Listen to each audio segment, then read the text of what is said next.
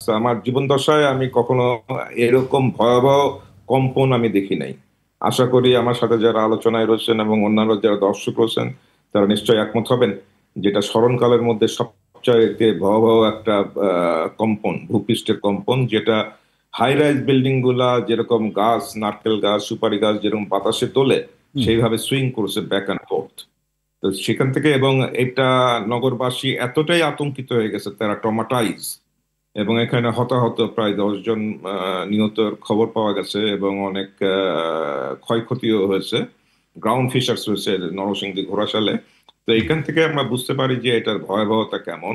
হুম। এবং আমি বিভিন্ন ইন্টারভিউতে এটাই বলে আসছি যে, এবং যেটা আমরা 12 বছরের উপাত্ত নিয়ে আমরা যে গবেষণা করে নেচার জিও সায়েন্সে 2016 আমরা যে ভূমিকম্পের উপরে যে আগাম সতর্ক বাণী যেটা আমরা দিয়েছিলাম, সেটাই এখন সত্যি হতে যাচ্ছে।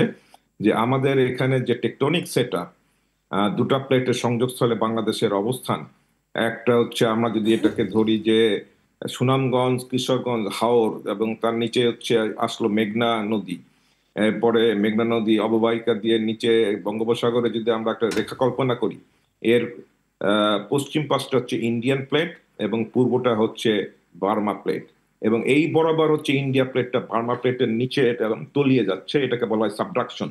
তাহলে পূবের যে পাহাড়ি অঞ্চল সিলেট থেকে চট্টগ্রাম, কক্সবাজার, সেটা হচ্ছে সাবডাকশন জোন।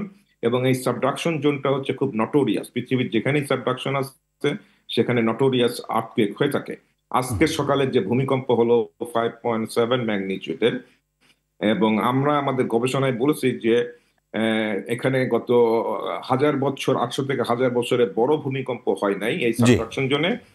সেখানে 8.2 থেকে 9 মাত্রার শক্তির ভূমিকম্প হওয়ার মতো শক্তি এখানে জমা হয়ে রয়েছে। এবং যে কোনো সময়, আজ হোক, কাল হোক, বা আগামী 50 বছর হোক, এই হুম। শক্তি বের হতেই হবে, এর কোনো বিকল্প নেই। সেটাই আজ সকালে যে ভূমিকম্পটা হলো, সেখানে আমরা দেখলাম যে এই যে সাবডাকশন জোনের যে লকড, এটা একটার সাথে আর একটা আটকে রয়েছে। হ্যাঁ, লকড হয়ে রয়েছে। এখানের একটা সামান্য একটা সেগমেন্ট যেটা খুলে গেল, আনলকড হয়ে গেল, এবং সেখান থেকে কিছু সামান্য পরিমাণ শক্তি বের হলো। এবং এটা আমাদেরকে একটা বার্তা দিচ্ছে যে আগামী ভবিষ্যতে, নিকট ভবিষ্যতে, যে বিপুল শক্তি এই সাবট্রাকশন জোনে জমা হয়ে রয়েছে, সেটা বের হওয়ার একটা পথ তৈরি করে দিল।